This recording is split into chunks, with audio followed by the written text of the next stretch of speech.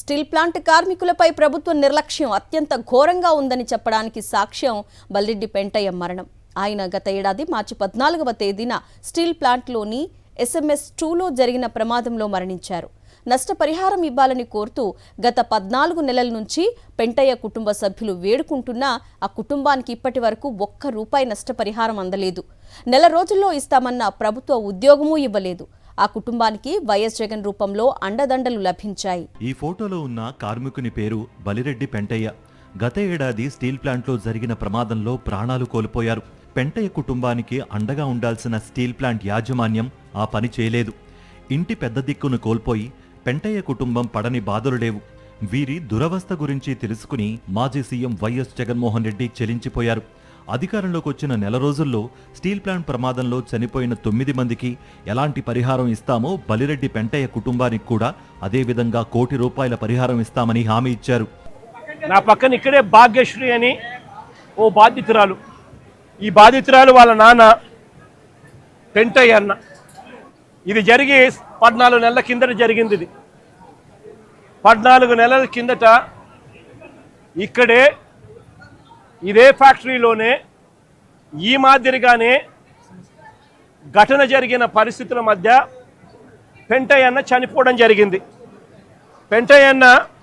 ఈ పెంటయ్య అన్న employee number 124185, permanent employee, regular employee.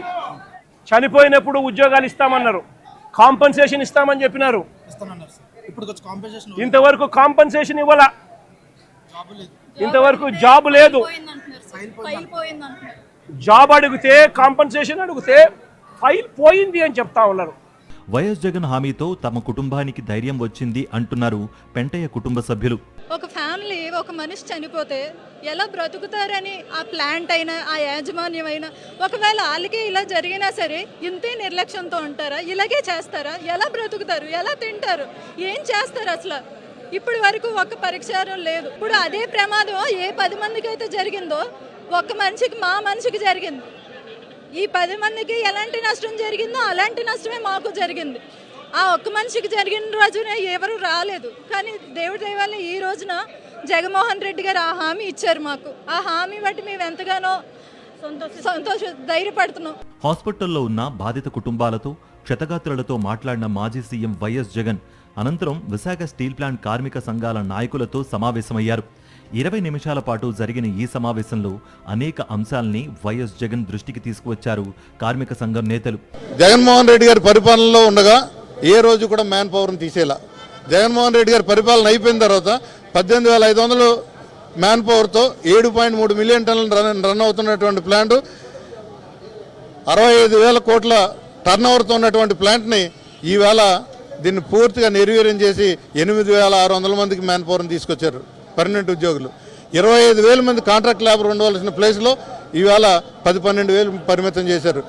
6,000 మంది నిష్ఠార్థులైనటువంటి కాంట్రాక్ట్ కార్మికులు ఈ చుట్టుపక్కల భూములు పోయి వాళ్ళ ఇల్లు అన్నీ కూడా దారాదత్తం చేసి విశాఖపట్నం స్టీల్ ప్లాంట్కి అలో రామచంద్రాన్ని పనిచేసుకుంటున్న వాళ్ళని 6,000 మందిని ఒక కలంపోటుతో చేసి 6,000 మందిని ఉద్యోగాలు తీసేసి వాళ్ళ స్థానంలో బీహార్ నుంచి, యూపీ నుంచి, ఛత్తీస్గఢ్ నుంచి కొంతమందిని తీసుకొచ్చి దొడ్డిదారిన సిగ్గు లేకుండా నియామకం చేసుకుని నడిపిస్తున్నారు. ఇవాళ వాళ్ళ వల్ల ఈ ప్రమాదాలు జరిగే పరిస్థితి వచ్చింది. ఓ పక్క నాసి రకం రా మెటీరియల్ కొనుగోలు చేస్తున్నారు, ఒక పక్క అనేక విభాగాలని ఇప్పటికే మూసారు.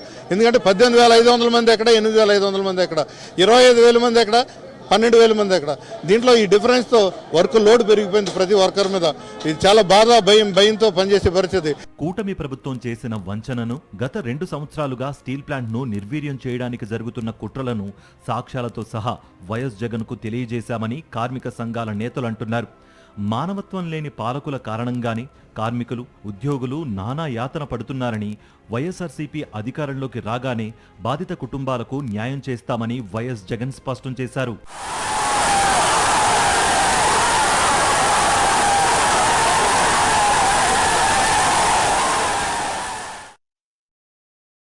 మరిన్ని అప్డేట్స్ కోసం ఛానల్ను సబ్స్క్రైబ్ చేయండి. నోటిఫికేషన్స్ కోసం బెల్ ఐకాన్ పై క్లిక్ చేయండి.